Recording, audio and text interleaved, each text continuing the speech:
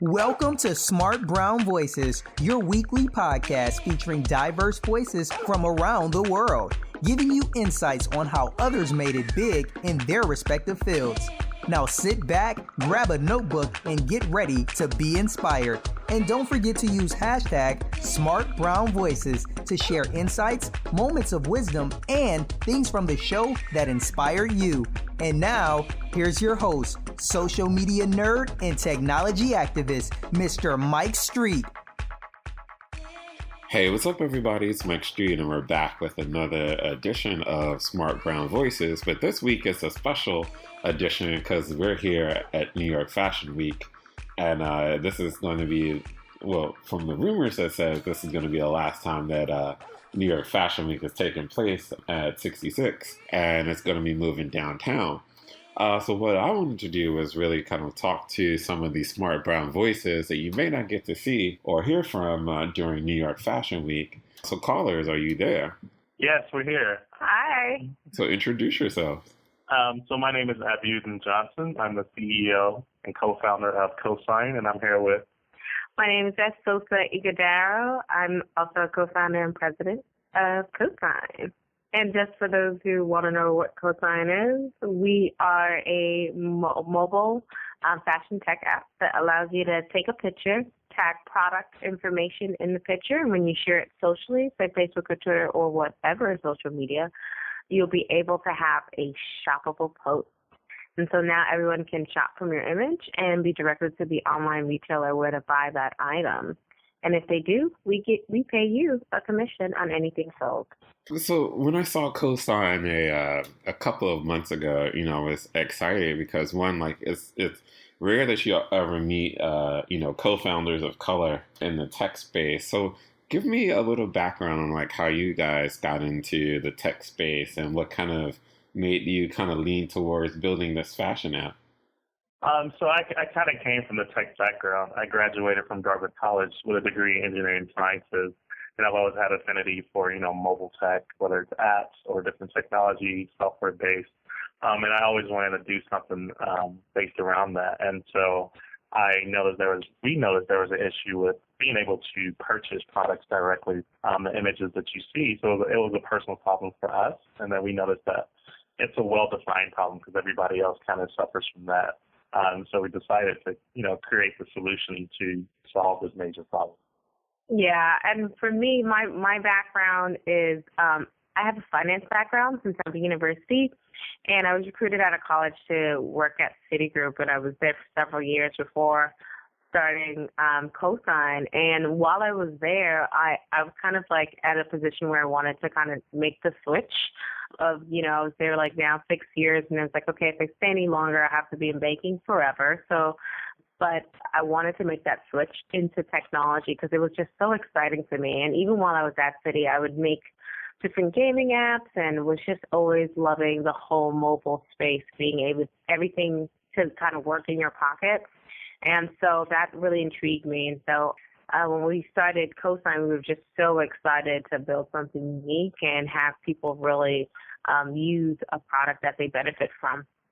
Awesome. So give us a little detail on how you came up with, the overall concept of Cosign. Like, was it, did you go through several iterations of it? Like, how did you really get it from, just an idea to something that, I can go into the App Store and download? So I would say the first step was really we had the idea, and we brainstormed on how we would make it work. And the first process was actually coming up with a good name that we thought would resonate with people. So we tried different things like refer that, and eventually we came up with Cosign, and it just really embodies the ability to essentially promote a recommendation, you co-signing something. And then from there, it was now based on just specking out kind of like what the app would do, what it would look like, and then finding the right development team to execute our ideas, essentially. So we were fortunate enough to find a good team on Elance. I think we went through maybe over 500 different development teams and finally came up with one that we saw could bring our vision to life. And what was it about that team, like, especially when you're looking through like 500 on a site where, anybody can list, like, what was it about that team that kind of really made it click for you? So for me, because I have a tech background, I can speak the language and I understand what it takes to build it. So it was really just giving a few clues in regards to how it could be done and then having them kind of fill in the blanks. So they kind of really answered all the questions and really showed me that they had the know-it-all to kind of bring it together. And also their previous clientele was pretty strong, so we felt that they would be a good team. So they worked with Mercedes-Benz, Prada, and Samsung as part of their previous clientele. So it was a mixture of things, and kind of like the professionalism that they showed. Nice.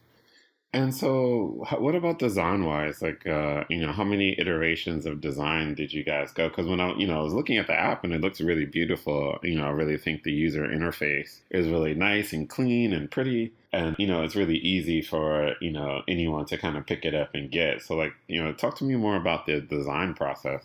Yeah, so we've gone through many iterations. I think the first design was really just kind of a mock-up set. Was terrible, like really bad. What happens when you create a minimal viable product and try to see if this thing actually works? It was like really 2D design, like basic.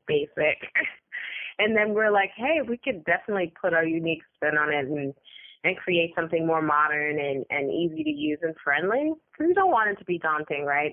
It's for everyone to kind of benefit from using our app. So we worked with a few designers from overseas through Elance as well, where we picked out 2 different designers and kind of saw head-to-head what their work was and checked around their portfolios and said, hey, this is pretty cool. They can kind of cater to what we're looking for, the type of experience and fashion-forward type of transgender people who would like this type of thing. And so we worked with them for several iterations and then figured out how to best apply it.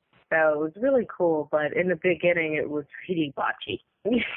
So several rounds. This is probably like the 5th round of like updates and making it look as it does today. And I'm sure in the future it'll get better as we, get to a better state of who Cosign is and what the user experience should look like.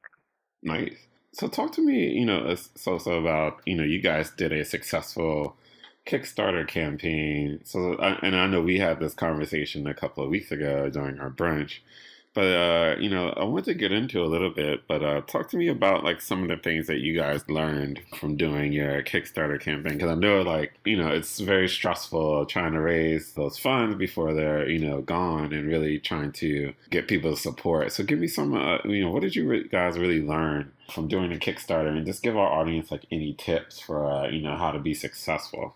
Oh, absolutely. The Kickstarter was definitely one of the probably most challenging things we both encountered in terms of raising awareness and also building the funds we need to actually launch, which we're doing February 1st, having our app in the App Store, and then also having a launch party on February 11th. So just in the nick of Fashion Week. And it was so great to get that validation and support from the Kickstarter community and our closest friends and family sharing what we're doing. I think one of the biggest things we've learned is no matter what, the amount of exposure you'll get from doing a Kickstarter and pushing your agenda every day, consistently pushing a message, will definitely get the word out in terms of what Cosign is, and you'll get a bunch of other people now knowing who you are, which is great. No matter what happens, the end result, at the very least, will be a mass marketing campaign.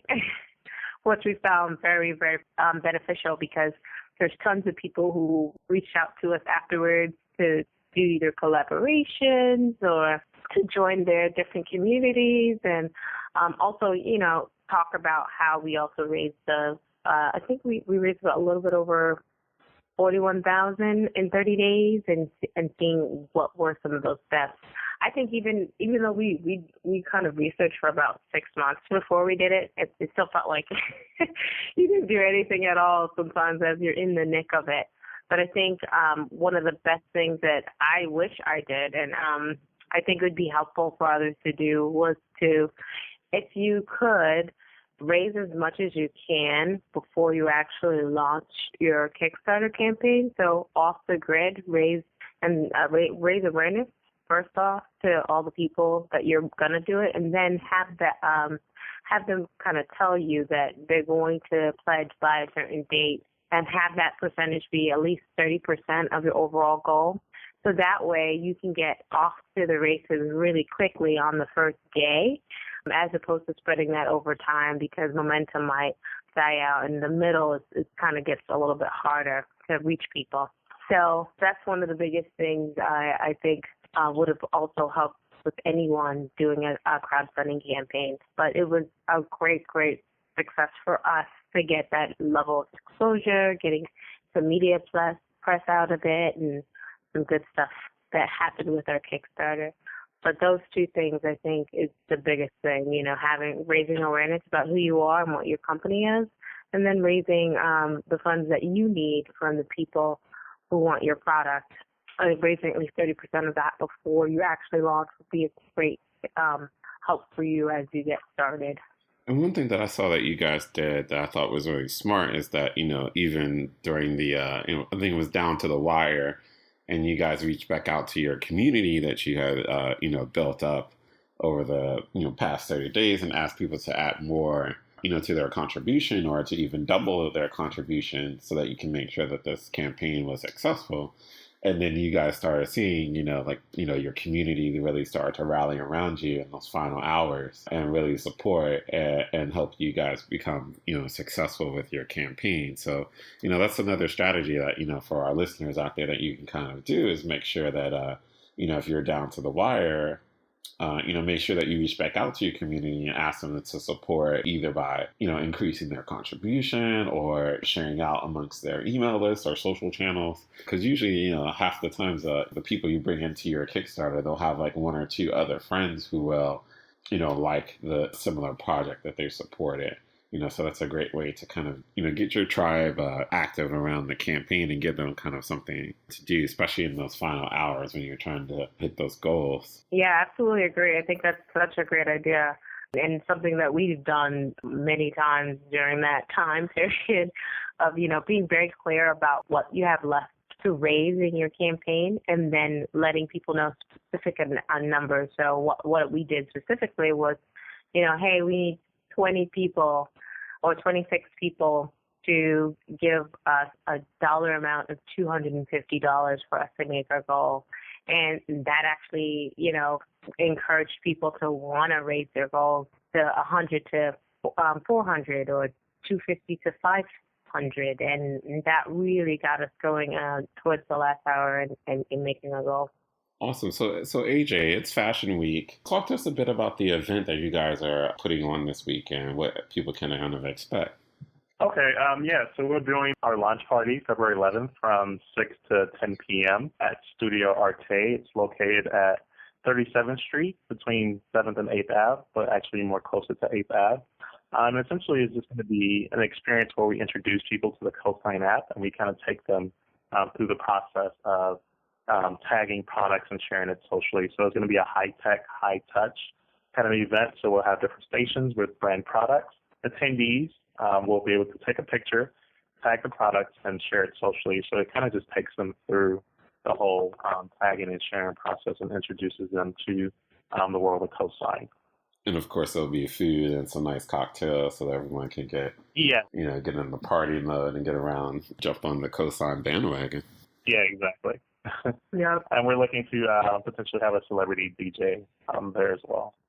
Okay, nice. So it should be a good time. Now, is this party open to the public, or how can people who are listening on today can attend the party? Yeah, so it's open to everybody. So we want people to RSVP. So they need to send an email to rsvp@cosign.co. And essentially, to enter the party, we just request that people download that app so they can be engaged with all the different activations we have planned. And the app is is it iOS and Android, or is it just iOS?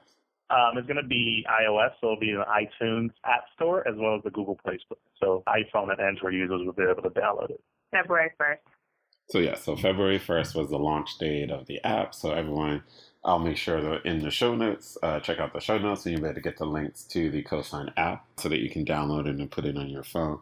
Guys, talk to me about the payment. So say I'm a fashion blogger, I'm always obsessing and taking selfies, and I'm wearing, the latest Prada jacket. like, how do I, talk to me a bit about this process where I can actually earn from the app? Yeah, it's pretty simple. So you would essentially take a picture, and then you would drag the tag on top of whatever products you want to essentially promote. So let's say, for instance, this is Prada jacket. And let's say you tag it to a Neiman Marcus or Saks Fifth Ave. So then you tag it, share it socially, and any time a product is sold, we get commission from that product. Typically, commissions range anywhere from 5 to 35%, depending on that retailer. And then as a user, you start off as a newbie, you get 30% of the actual commission we get. But we've also incentivized in the app to where if you're doing a lot of activities like sharing photos, tagging, you can move up in ranking to where you can get 60% of whatever commission we receive. And essentially for each product, we give you analytics, we give you how many views, clicks, and how many buys, and then we tell you how much you've earned per product. So we believe that, generosity is the best investment, right? And so that's why we think it's important to have everyone be able to share in the spoils of if you make a recommendation, you deserve something in helping someone discover something new, a new product, a new service. We hope that, Cosign can fuel that and allow everyone to be sharing our commission with the end user. Awesome. So once they sign up, they'll be able to tag their picture, tag the, so if I have like a particular purse or something like that, I'll be able to tag with the tag. And then, so how do I get it like to my blog? Is there an embed code, or how does that part work? So for the blog piece, we're actually creating software as a service. So now you can actually tag products on your blog. So right now what we're releasing is the mobile app and also the web app. So essentially you would use our platform to share it socially. But for bloggers, we've created a separate tool, which we're actually going to start the beta for within a couple weeks. And essentially they can tag stuff within their own blog and have it shoppable directly from the blog. So basically just creating a more interactive way for their users to purchase their products. Nice. So this is going to be kind of like potentially a new source of revenue for a lot of different bloggers out there. Because, the personal style blogs are really, popular, and, every girl out there pretty much has one at this point. So this could be like a really great way for those, girls who have those type of blogs to really monetize pictures that they're taking, instead of kind of, trying to wait for Google Analytics, or not Google Analytics, but for Google AdSense to, to do some kind of a payout. So this is kind of just another revenue stream, correct? Exactly. That is exactly correct. Well, awesome, guys. I think this is a really great tool, and I think it's going to definitely be a game changer once you guys really get it in the hands of the right, fashion bloggers. So all of you fashion bloggers out there who are listening to this podcast, make sure you go to cosign.co and check out and sign up for the web app, download the mobile app. Oh, guys, 2 more questions. One, how did you guys link up with Russell Simmons? Now, it's so interesting how we kind of got that introduced. I think we've been working with a lot of great people kind of in this space, and I don't know how he heard this, but he had some inclination that our app can live stream things. So his team reached out to us and saying, hey, we'd love to have you guys over to live stream our fashion show through your app, and let's talk about ways to do this. And so it was very interesting in the way that kind of organically happened. We were trying to do a little bit more promotion around Fashion Week, and then we got wind of it, and we were just excited to just kind of work with him and see what we can do together. So we ended up live streaming his fashion show for Argyle Culture on our website at cosign.co. So for the entire month of September and October, folks who came to visit our site had the opportunity to watch the fashion show live just by signing in with your name and email address. So it was a great kind of cool partnership, getting, Argyle Culture with some cool new tech component to the live stream show. So we were excited just to work with them, and he's super nice. Awesome. It's just whoa. It was really, really great to work with this team. Everyone's just on point, and so yeah, that's a great way to kind of really start out. Getting that celebrity love, especially for someone who's created tons of brands from Fat Farm to Baby Fat and beyond. and who's been, successful at flipping those brands over, and making huge profits off of them. So I think that's awesome to really kind of, kick off your venture. So guys, what songs are you listening to right now? One of the things we like to ask here on Smart Brown Voices as our final question is, what songs are on your playlist right now that you're kind of rocking out to at the gym? For me, I really, really love this Norwegian group, Nico and Vince. Am I wrong? It's such a cool song because it's about you wanting more or something, wanting something new and exciting and different for yourself and kind of having the guts to do it. And so it's really one of my favorite things right now, and I have it on rotation. Nice. Yeah, I'll probably piggyback off her. I like this song as well. Cool. All right, so we're, so as we head out, we're going to play that jam. So I want to thank you guys, the Cosign founders, so much for joining us today on Smart Brown Voices. Thank you so much for having us. Yeah. I appreciate the opportunity. Thank you. So we're definitely going to pop by at a party and, check it out. We'll put some of the party pics on the Smart Brown Voices website so that people can see during Fashion Week. And so everybody out there is listening, make sure you check out the other episodes in this special week, our special Fashion Week edition. We'll be talking to Joy Fennell, who's a fabulous makeup artist, and she's worked with the likes of Michael Kors and beyond, and we'll be going backstage with her to get some makeup tips, really find out about her work day. And then we'll also be talking to fashion blogger Tyrone Farley from True Fashionista Now. And he's going to be giving us some tips about being a fashion blogger and the ups and downs of, going to Fashion Week. And then we'll also be having a really special interview with someone that I had a chance to become friends with, which is April Walker, and from Walker Wear. We're going to be talking to her as she comes up on her 25th anniversary of her clothing line, and really kind of getting inside of everything that she's planning for this year and beyond. So check out the other episodes in this week's special Fashion Week edition, and we'll be checking you out guys soon. Take care. Peace. Thanks for listening to Smart Brown Voices with your host, Mr. Mike Street. If you like what you just heard, we hope you'll leave a review on iTunes and tell your friends and colleagues. Be sure to check out our archive section on our website for previous podcasts, and make sure to follow us on social media. This has been a Mr. Mike Street production. Join us next time for another edition of Smart Brown Voices, and be inspired. If one thing I know, I fall but I grow. I'm walking down this road of mine, this road that I go home. So am I wrong for thinking that we could be something for real? Now am I wrong for trying to reach the things that I can't see? That's just how I feel. That's just how I feel. That's just how I feel. Trying to reach the things that I can't see. Am I tripping for having a vision? My prediction, I'ma be on top of the world. Walking, don't look back. Always do what you decide. Don't let them control your life. That's just how I feel. Oh, fight for yours, so don't let go. Don't let them compare you, no. Don't worry, you're not alone. That's just how we feel. Am I wrong? Am I wrong for thinking that we could be something for real? Oh, yeah. Oh, now am I wrong? Am I wrong for trying to reach the things that I can't see? Oh, yeah. That's just how I feel. That's just how I feel.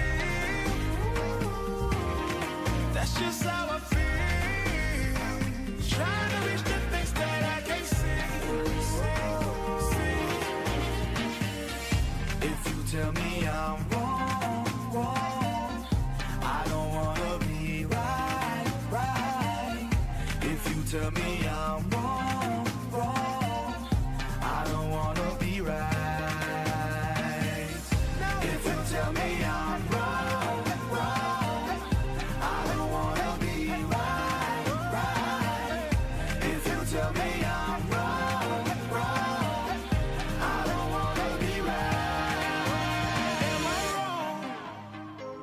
thinking that we could be something for real. Now am I wrong for trying to reach the things that I can't see? But that's just how I feel. That's just how I feel. That's just how I feel. Trying to reach the things that I can't see. So am I wrong for thinking that we could be something for real? Now am I wrong for trying to reach the things that I can't see? But that's just how